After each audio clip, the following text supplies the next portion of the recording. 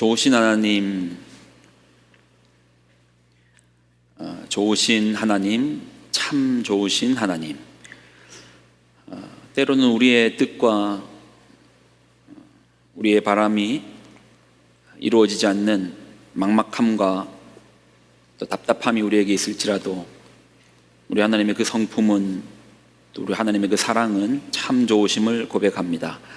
오늘의 예배 가운데, 오늘의 말씀 가운데 그 좋으신 하나님을 우리가 깊이 만나고 또 묵상하며 우리 삶으로 이렇게 체험하는 그런 시간으로 채워 주옵소서. 영광을 드립니다. 감사드립니다. 예수님의 이름으로 기도드립나이다. 아멘. 예, 참 복된 주일입니다. 우리 양옆에 참 귀한 지체들 함께 예배 드리시는데요, 같이 한번 인사 나누겠습니다.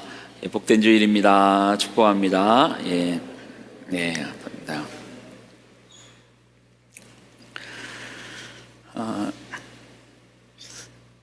우리의 육체는 이제 한정적이죠. 한정적이다. 죄송한 표현인데 이걸 굳이 표현하면 유통기한이 있습니다. 기한이 있고 때가 있고 마치는 때가 있습니다. 시편에 이런 말씀이 있는데 이 말씀이 참 귀한 말씀이거든요. 우리가 천천히 한번 읽어볼게요. 같이 읽습니다. 자, 시작. 우리의 연수가 70이요 강건하면 80이라도 그 연수의 자랑은 수고와 슬픔뿐이요 신속히 가니 우리가 날아가나이다. 우리가 읽었던 시편 90편 10절에는 우리의 연수, 우리의 생명, 또 우리의 기한을 70이요 또 80이요, 또 요즘은 의학이 좋아져서 100세라고도 얘기하지만 그래도 그 인생을 담고 있는 내용은 수고와 슬픔뿐이라고 말합니다.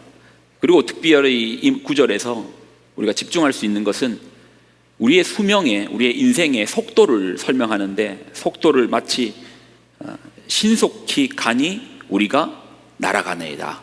그러니까 우리의 생명이, 우리의 수명이 날아가는 화살, 그것도 활시위를 떠난 화살같이 날아간다고 이야기합니다. 젊을 때 가장 모르는 게 있답니다. 여기 이제 젊은 친구들 가장 모르는 것은 그들이 가지고 있는 그 푸르른 청춘의 가치를 가장 모른다고 합니다. 어떤 교수님의 책에 이런 구절이 있는데, 청년들에게 청춘을 주기에 너무 아깝다라고 해요. 청년들에게 그 청춘을 주기에 너무 아깝다. 이 청춘이 가지고 있는 그 아름다움과 그 가치를 모른 채 그렇게 사용하는 그것이 너무 아깝다라고 얘기하더라고요. 그들이 가지고 있는 그 청춘을 여기 계신 우리 장로님들께 아마 드리면 한 10배는 더 잘 사용하실 거고 10배는 더 잘 쓰시겠죠. 왜 그럴까요? 그 가치를 압니다. 어떤 가치요? 되돌릴 수 없는 가치를 알고 있습니다. 되돌릴 수 없는 우리 생명, 이 유통기한이 있는데, 그것도 이 유통기한의 도래일이 날아서, 신속하게 날아서 우리에게 배달된다고 합니다. 인생에 유통기한이 있는 것도 상당히 서러운 사실 아닙니까? 그런데 거기에 우리 육체는 병들죠. 육체가 병듭니다. 질병이 있습니다. 가만히 두어도 생명에는 기한이 있는데 그것도 날아서 뛰어서 우리에게 다가오고 있는데 거기에 질병까지 덧대어 있습니다. 여러분 생각에는 질병, 우리가 이제 일평생 우리의 인류가 경험하는 그런 질병이 몇 개나 될 것 같습니까? 여러분 생각에는 몇 개나 될 것 같아요? 우리의 질병이 3만 개 정도랍니다. 우리가 이 인생을 살면서 걸릴 수 있는 그런 질병의 수가 3만 개나 된대요. 위에서부터 한번 훑어볼까요? 구강부터 하면, 그냥 대표적인 것만 얘기하면 식도 역류증, 삼킴, 곤란증, 식도염, 그리고 위장으로 내려가면 위염, 위암, 소화성 궤양, 장으로 내려가면 만성 궤양성 대장염, 과민성 대장증후군, 변비, 간으로 내려가면 간염, 간경변, 또 담낭 췌장으로 내려가면 담석증, 담낭염, 췌장염. 3만 개를 다 말하기, 기억할 수도 없고 외기도 쉽지 않습니다. 인간이 걸릴 수 있는 질병이 3만 개인데 가만히 두어도 우리의 수명은 신속히 날아서 가는데 거기에 더 빨리 가라고 부채질하는 질병까지 3만 개나 있다라는 거예요. 그러고 보면 우리의 육체는 그렇게 자랑할 만한 게 못 됩니다. 저도 제 육체에서 가장 자랑할 만한 게 눈이었거든요. 저는 눈이 정말 좋았습니다. 눈 검사를 하면 뭐 1.5, 어쩔 때는 2.0도 나오고 막 그래요. 이게 뭐 바다 지평선을 많이 봐서 눈이 좋다고 하기도 하고, 하여튼 눈이 좋았습니다. 근데 요즘 밤에 누가 이제 카톡을 보내면 이렇게 봐요. 인상을 쓰고 봐요. 그러면 아내가 교회에 무슨 일 있어요? 안 보여. 안 보입니다. 예. 글자가 희미하게 퍼져가지고 안 보여요. 병명이 뭔지 압니까? 노안입니다. 예. 뭐 근시, 난시, 뭐 이거는 참겠는데 그 앞에 있는 노자라는 한 글자가 그렇게 죄송한 표현입니다. 불편함을 넘어서 서럽더라고요. 이렇게 한참 전화기를 들고 이게 무슨 글자지를 보려고 하는 이 자신이 서럽더라고요. 우리 인생에는 이러한 불편함이 우리 안에 이제 끼어 들어옵니다. 오늘 본문을 한번 볼게요. 오늘 본문 열왕기하 20장 1절인데요. 저는 이 본문 자체가 저에게 참 의미가 있습니다. 그래서 여러분 한번 이 본문을 천천히 한번 같이 읽어봐요. 열왕기하 20장 1절 여러분 같이 읽을까요? 자, 시작. 그렇게 되며 아모스의 아들 선지자 이사야가 그에게 나와서 그에게 이르되 여호와의 말씀이 너는 집을 정리하라 내가 죽고 살지 못하리라 하셨나이다. 히스기야 인생의 그 3만 개 중에 하나의 병이 그의 인생에 침투하였습니다. 끼어들었습니다. 안 그래도 유통기한이 있고 그 유통기한의 도래일이 신속히 날아오는데 인생에 병이 끼어든 거예요. 본문에는 그 병을 정확하게 기록하지 않는데 7절을 보면은 이 병이 어떤 병인가를 우리가 이제 유추할 수 있는 구절이 있습니다. 자, 7절을 한번 같이 읽어볼게요. 같이 읽습니다. 시작. 무리가 가져다가 그 상처에 놓으니라. 우리가 읽는 한글 성경에는 상처라고 이렇게 나와 있는데 이걸 히브리어로 보면 종기라고 나와 있습니다. 그 무화과를 종기 위에 얹는다라고 말해요. 종기가 저도 이번에 이제 치과 치료를 받았던 게 잇몸에 종기가 일종의 염증이 사마귀 모양으로 이렇게 점점 부풀어 올라서 이제 종기처럼 이렇게 염증이 생기는 거였거든요. 피부 모낭 안에서, 그러니까 모낭은 잘 눈에도 안 보이는 그 조그만 구멍 안에서 세균이 들어가기도 하고 이것이 상처가 있어서 염증이 발생합니다.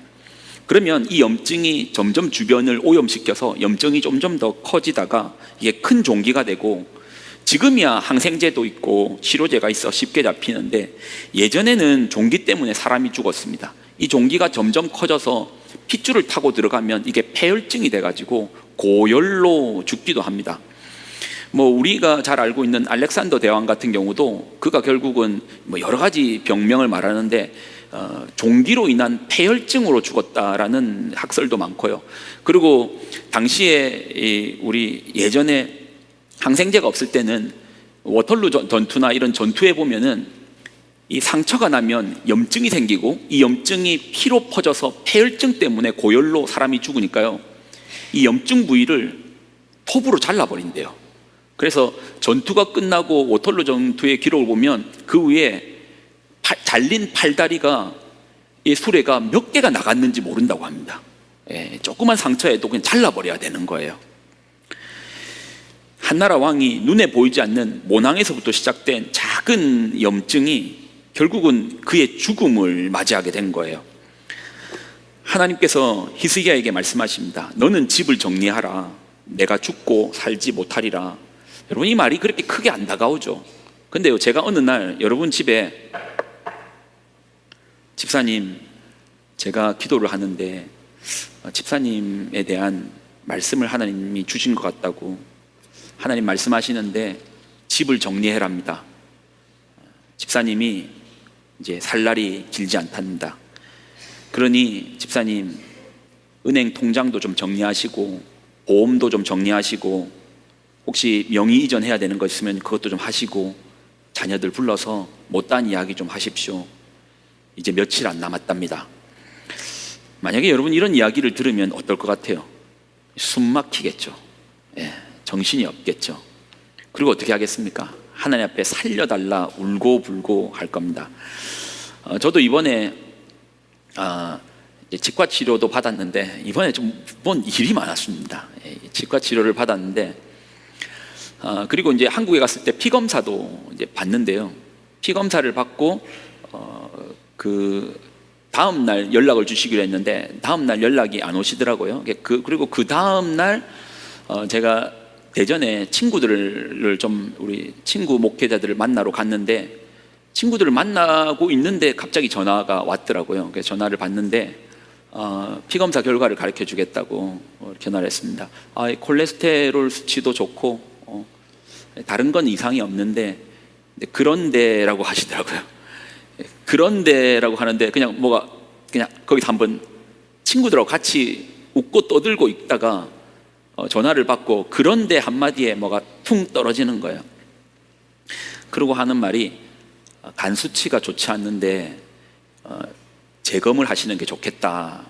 그리고 가급적이면 초음파도 좀 받는 게 좋겠다라고 이렇게 하시더라고요. 수치가 많이 안 좋습니까? 조금 안 좋습니다. 뭐 내일 당장 오실 수 있습니까? 근데 뭐 내일은 다른 약속이 있어서 그 다음 날 이제 가겠다고 한 거예요. 이제 그리고 이제 검사를 이렇게 하시는데 뭐 간호사분이 한 5분 10분이면 금방 하니까 뭐 또 환자들도 되게 많았거든요. 그리고 5분 10분이면 금방 하니까 뭐 긴장할 거 없습니다 하더라고요. 그래서 이제 뭐 그렇게 안 했는데 이분이 5분 10분이 아니고 한 30분 정도를 계속 이렇게 뭐 여기 봤다가 뒤에 봤다가 저기 봤다가 막 하시는 거예요.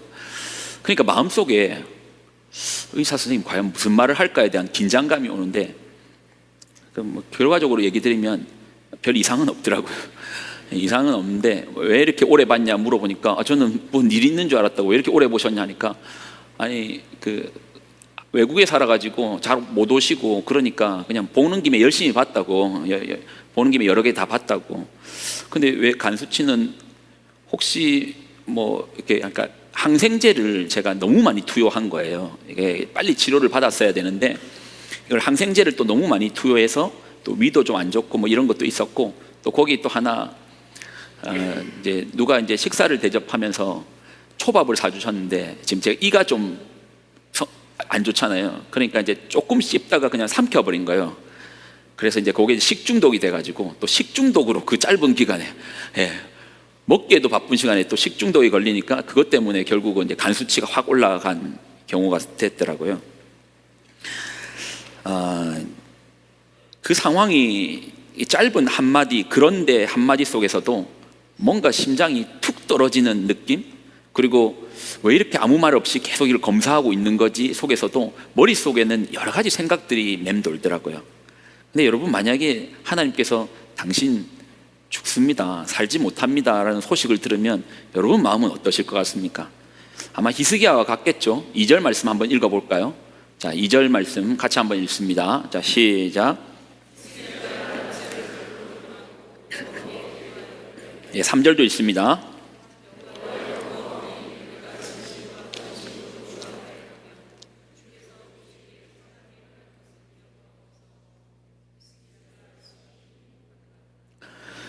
죽음 앞에 뭐 왕이라고 별 수 있겠습니까? 조그마한 그 세균 하나에 또 사람이 죽고 사는데 뭐 왕이라고 무슨 체면이 있겠습니까? 무슨 소용이 있겠습니까? 눈물로 통곡할 뿐이죠. 살려달라 하겠죠. 그리고 억울하잖아요. 뭔가 우리는 이 처음 맞이하는 죽음이라는 사건 앞에서 다들 동일한 감정을 느끼는데 그게 그렇게 억울하답니다. 왜 내가 죽어야 하는가? 억울한 거예요. 그러니 당신 죽는다는 말에 누가 담담하게 그럴 수도 있겠네요. 누가 그렇게 하겠어요? 억울함과 답답함과 통곡, 눈물로 하나님 좀 살려달라고. 그러니 만약에 우리에게도 동일하게 이런 사건이 우리에게 가까이 다가오면 모두가 히스기야처럼 눈물과 통곡으로 기도할 것입니다. 지난 7월 20일 경에 이정화 권사님한테 연락이 왔습니다. 박홍진 집사님께서 재발하셨다라는 소식을 들었습니다. 그때 제가 답장을 한 게, 권사님 별일 없을 거예요. 기도하겠습니다. 건강한 모습으로 다시 뵐 날을 기다리고 있겠습니다. 그리고 그 검사 결과가 한 열흘쯤 지나서 복막암이라고 하시더라고요. 복막암이라는 게 뭔지도 몰랐습니다. 그때만 해도 고생은 좀 하겠지만 회복하실 수 있다고 생각했고, 죽음이라는 단어는 생각지도 않았습니다.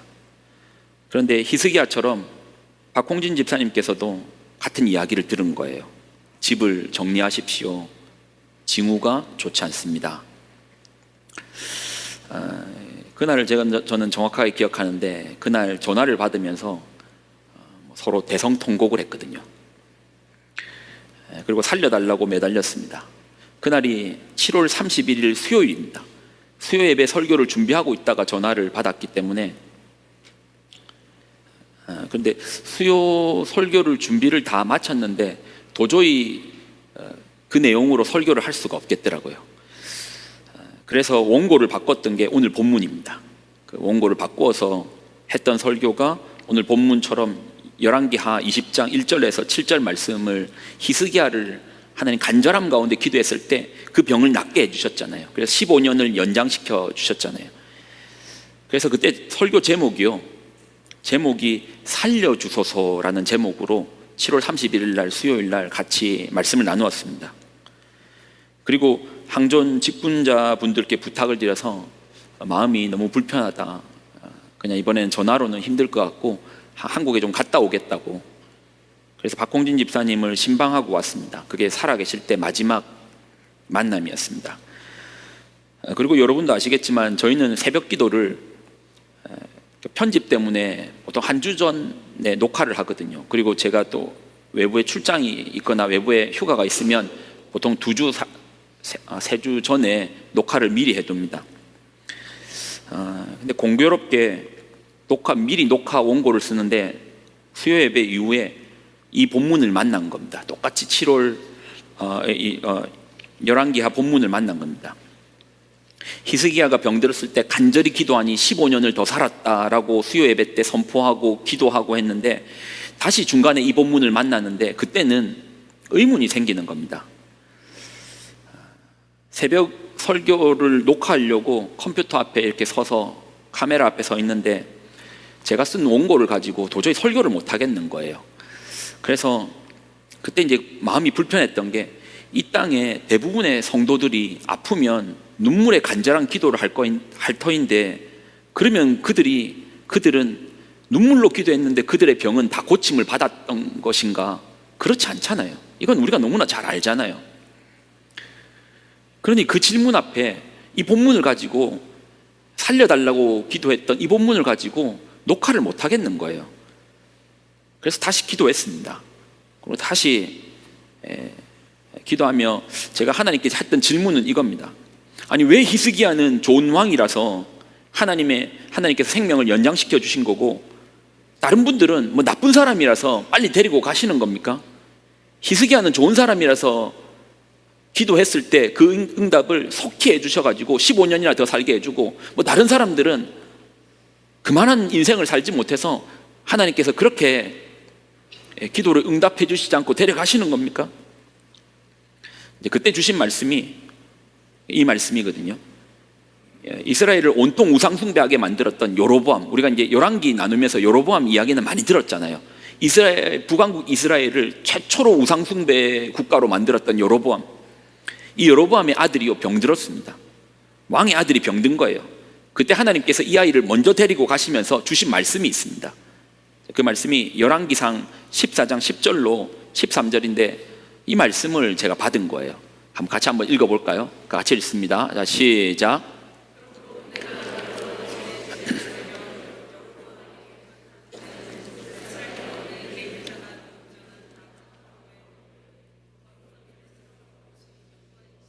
멀겋게 쓸어버릴 거냐.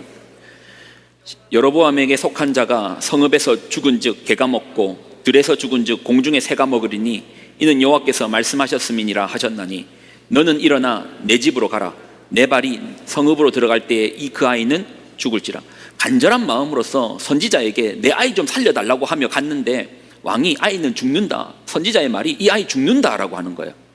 근데 하나님 말씀은 이렇습니다. 13절 온 이스라엘이 그를 위하여 슬퍼하며 장사하려니와 여로보암에게 속한 자는 오직 이 아이만 묘실에 들어가리니 이는 여로보암의 집 가운데에서 그가 이스라엘 하나님 여호와를 향하여 선한 뜻을 품었습니다. 하나님께서 너무 사랑하셔서 이 아이만 먼저 데려가셨다라는 겁니다. 하나님께서 너무 사랑하셔서 이 아이를 먼저 데려가셨다라는 겁니다. 그리고 생각하니 그럴 수 있겠다라는 거예요. 그리고 생각하니 그럴 수 있겠다라는 겁니다. 우리가 이제 박공진 집사님을 보아오면서 그 이전의 삶도 우리가 누구의 인생을 함부로 말할 수 없지만 그러나 한 가지 확실한 것은 그가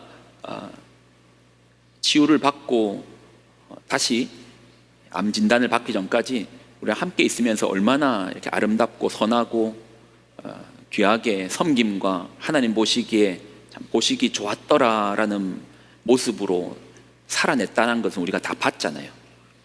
가장 좋은 모습일 때 데려가실 수 있겠다, 이제 그런 마음이 들더라고요. 그리고 녹화를 마쳤습니다. 그리고 이제 잊고 있었거든요. 이게 한 3주 전에 녹화를 한 거라서 그때 한국에 치료받아야 갈 것을 생각해서 미리 녹화들을 좀 많이 해둔 상태라서 잊고 있었는데 이 본문을 제가 다시 만났을 때가 10월 8일 화요일 아침입니다. 화요일 아침에 이제 새벽 기도를 드린다고 한국에서 새벽 기도를 드리려고 화요일 아침에 이 본문을 말씀으로 새벽 기도를 드리는데 그때가 생각나는 겁니다. 그리고 왠지 오늘 우리 친구 박홍진 집사님이 떠나실 수도 있겠다라는 마음이 갑자기 확 들어오는 거예요. 기도했는데 하나님, 히스기야의 생명을 15년 연장한 것처럼 좀 연장해 주시면 안 되겠습니까? 그렇지만 주님의 뜻에 우리가 또 순종하는 마음도 허락하여 주옵소서. 이제 그렇게 아침 기도를 했던 게 기억납니다. 그리고 저는 진해에 있었거든요. 치료는 부산에서 받았고, 그리고 박홍진 집사님을 병문안 가야 되겠다고 생각해서 제가 짐을 좀 싸가지고 부산에서 바로 서울로 가야 되겠다 했는데 제가 그날 아침에 짐을 싸면서 한참 고민했습니다. 정장을 가지고 갈 것인가 말 것인가를 놓고, 정장을 캐리에 넣을 것인가 말 것인가를 놓고 한참을 고민했어요.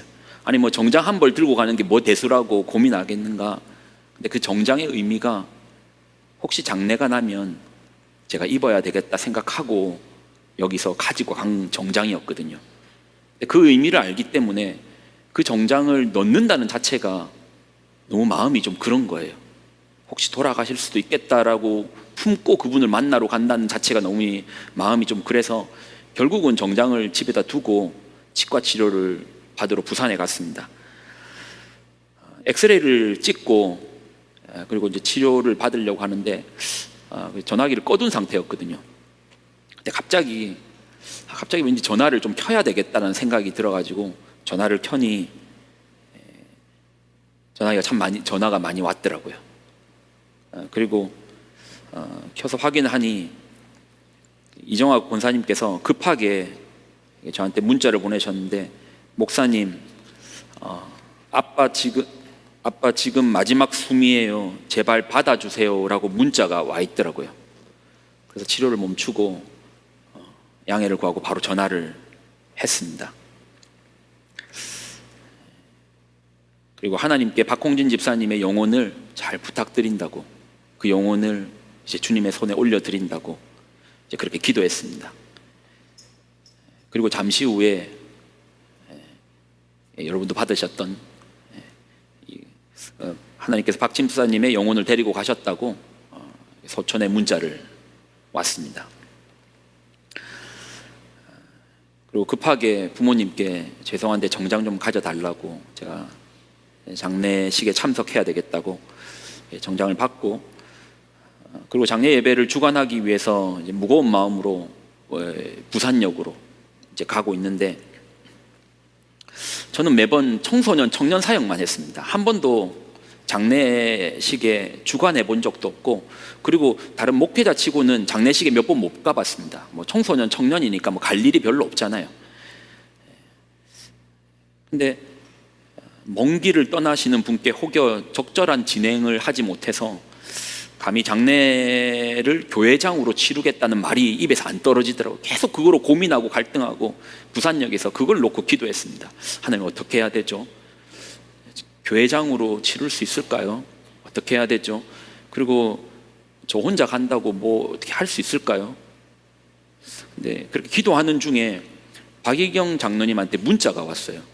문자가 왔는데 그리고 전화를 하니까, 목사님, 장례식을 참석하기 위해서 가는 건 아닌데 참 신기하죠. 지금 우리 교인들이 꽤 많은 분들이 지금 한국으로 가고 있다고. 이미 한국으로 가신 분도 있고, 오늘 저녁에, 아니 지금 비행기를 타고 한국으로 가시는 분이 많다고. 본인도 바로 장례식장으로 갈 거고, 유학녀 안수 집사님 부부도 지금 아마 비행기 중 가고 있을 거라고. 저도 잠깐 뒤에 장례식장으로 갈 테니까, 그 얘기를 딱 들으니까 하나님의 이게 응답이라고 생각했습니다. 그리고 또 생각해보니 혹시 우리 장로님들 중에 여기 계신 분이 누가 있을까 생각해보니 오석주 장로님이 한국에 와 계시더라고요. 오 장로님께 전화를 드리니까 오 장로님께서 상황을 설명했습니다. 오 장로님께서 다른 일정을 다 취소하고 장례식을 돕겠다고, 자기가 다 일정을 정리하고 와주겠다고. 그게 너무 큰 힘이 되더라고요. 그래서 뭐 여러분도 받으셨던 우리 장로님들께 이번에 교회장으로 치르겠다고 이렇게 문자를 보내고, 여러분에게 혹시 참석해 주실 수 있는 분들은 참석해 달라라고 공동 카톡방에다 이제 올렸습니다. 그래도 마음에 장례식의 일정이 3일인데 그 3일이라는 시간과 공간이 너무 비어 있으면 가족들의 마음이 너무 걱정이 되는 거예요. 가면서 기도를 하면서 갔는데 저의 짧은 걱정이었습니다. 하나님 예배하시면 다르더라고요. 이영란 권사님도 와 계시더라고요. 정말 고생 이번에 애를 많이 써주셨거든요. 그리고 이미 우리 교회를 떠나가셨던 분들, 이창수 장로님 부부, 김명수 장로님 부부, 공구환 장로님 부부, 또 우리랑 함께 신앙생활을 했던 분들이 다 오시는 거예요. 그것도 보통 저희도 장례식에 참석할 때 조문하고 얼마 안 있어서 나왔는데 오신 분들이 집에를 안 가요. 그 자리를 그냥 다 지키고 계신 거예요. 몇 시간이고. 어떤 분들은 거기서 주무시고 가시는 분도 계시고, 그냥 밤을 다 지새 주시는 분도 계시고.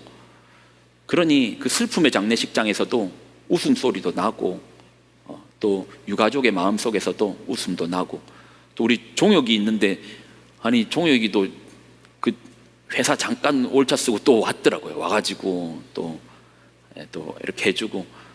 이게 얼마나 그게 큰 힘이 돼요. 거기에 우리 1대 목사님 정기환 목사님, 또 2대 김은호 목사님, 또 3대 문용채 목사님은 다른 일이 있어서 사모님 또 와주시고. 장례가 진행되면서 제가 우리 공동체 앞에 올린 짧은 글은 참 슬프지만 그렇지만 은혜도 있다라고 이렇게 나누었습니다. 유가족의 마음을 대변할 수 없지만 슬픔과 은혜가 교차하는 시간들이 계속 반복적으로 일어났습니다. 저도 장례 예배를 주관하면서 마치 박 집사님한테 선물을 받는 듯한 느낌이 강하게 왔습니다.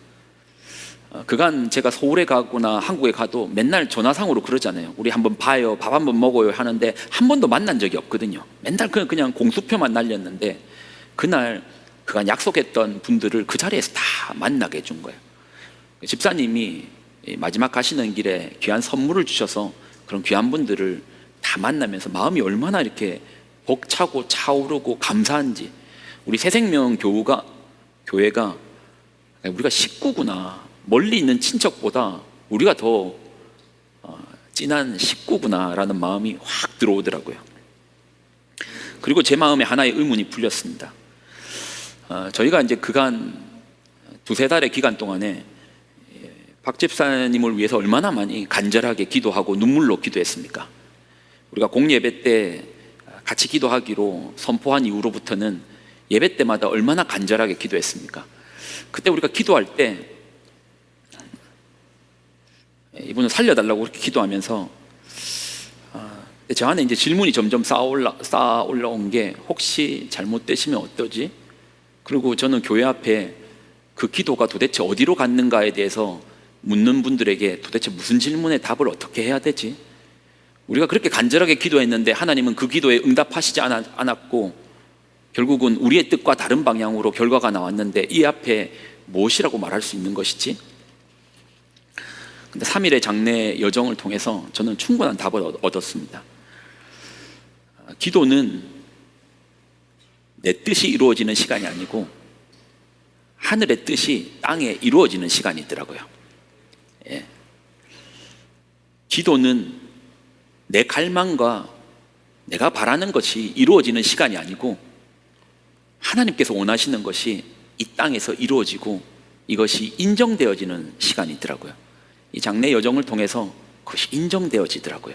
하나님께서 박홍진 집사님을 얼마나 사랑하셨는가를 느낄 수 있는 시간이었고, 또 유가족분들을 얼마나 감싸주시고 품어주시는지를 느낄 수 있는 시간이었고, 또 그 순서와 절차의 모든 과정 가운데 주님의 개입하심이 있다라는 것을 느낄 수 있었고, 비록 내가 바라고 우리가 바라는 뜻과 결과가 이루어지지 않았지만 그러나 이 속에 하나님의 섭리하심과 주님의 계획과 뜻 가운데 이루어지고 있다라는 사실을 인정하고 따라갈 수밖에 없다라는 것이 우리 안에 확신으로 제 안에 들어왔습니다. 이 이야기로 이제는 이 설교를 좀 마무리하려고 합니다. 우리 교회의 이야기는 아니고요, 한 젊은 집사님께서 오랜 투병을 앓으셨는데 나으신 거예요.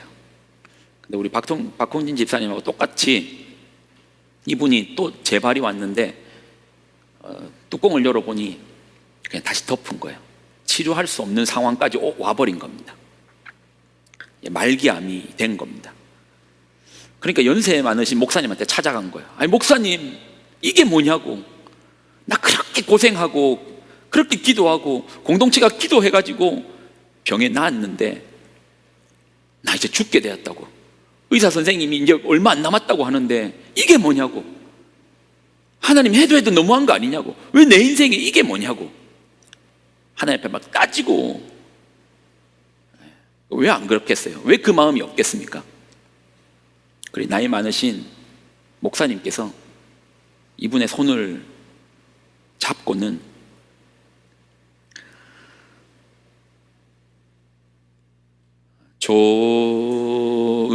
좋으신 하나님,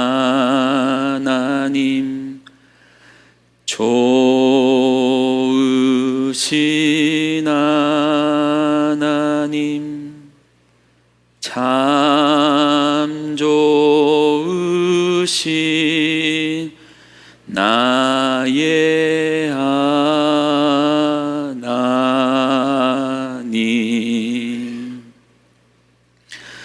좋으신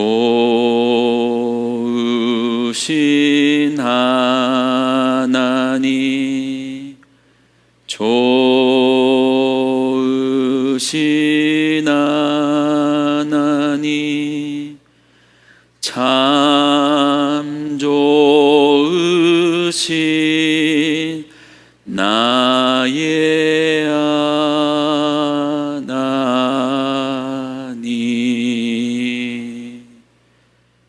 좋으신 하나님, 좋으신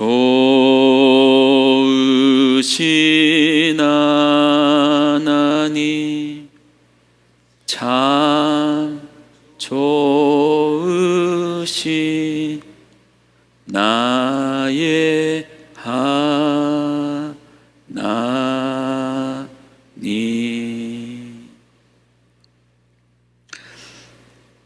목사님께서는 그 찬양으로서 이분의 질문에 답을 했습니다.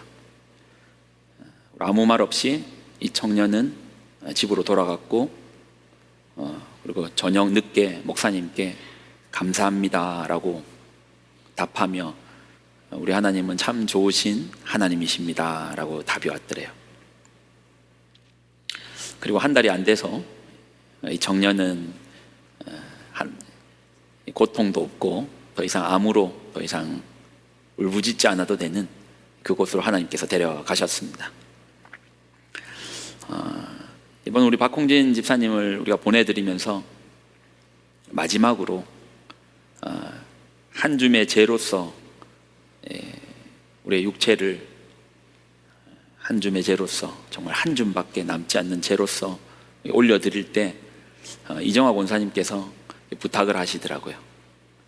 이 찬양을 불러달라고, 좋으신 하나님을 불러달라고 하시더라고요. 그래서 저희는 참 좋으신 하나님을 고백하면서 참 좋으신 하나님 앞에 우리 친구 박홍진 집사님을 올려드리고 보내드리고 왔습니다. 여러분, 기도는 땅에 떨어지지 않습니다. 저는 그 장래의 여정을 통해서 마음에 확인하고 답을 얻고 온 것은 우리의 기도는 땅에 떨어지지 않습니다. 다만 우리의 뜻대로 되지 않는다 할지라도 하나님께서는 우리에게 충분히 기도를 통해서 납득시켜 주시고 당신의 뜻을 이 땅 가운데 이루어 주실 것입니다. 기도하겠습니다. 하나님, 참 좋으신 하나님, 비록 이 땅을 살면서 원치 않는 상황들 앞에 부딪히고 어두움의 터널 가운데서 끝이 보이지 않아 불평하할지라도 우리의 마지막 고백이 우리 하나님 참 좋으신 하나님이십니다 라고 고백할 수 있도록 우리의 삶을 붙들어 주옵소서. 우리 친구 박홍진 집사님께서 그 마지막 순간에 이 찬양을 그렇게 많이 불렀다고 하고 주님 앞에 이렇게 영광을 돌리셨다고 하는데, 우리 모두도 언젠가 끝을 맞이할 것이고 언젠가 마지막 호흡이 하는 날이 있을 터인데, 그 마지막 호흡 끝에 좋으신 하나님, 좋으신 하나님, 참 좋으신 하나님을 고백하며 정말로 좋으신 하나님의 손에 이끌려 고통도 없고 눈물이 없는 땅으로 갈 수 있는 그래 천국의 소망을 품고 사는 우리들 되도록 우리의 삶과 우리의 믿음과 우리의 신앙을 붙들어 주옵소서. 이제는 우리 주 예수 그리스도의 은혜와 하나님의 무한 극진하신 사랑하심과 성령님의 교통동행 충만하심의 역사하심이 좋으신 하나님, 비록 우리의 기도가 우리의 뜻대로 이루어지지 않을지라도 하늘의 뜻이 땅에서 이루어지고 이것을 우리에게 납득시켜 주시는 그 좋으신 하나님께 날마다 기도하며 기도의 끈을 놓치지 않고 찬양의 끈을 놓치지 않기로 살아가는 귀한 성도들의 삶과 가정과 자녀들의 머리 위에 이제로부터 영원히 항상 함께하여 주시기를 간절히 축원드리옵나이다. 아멘.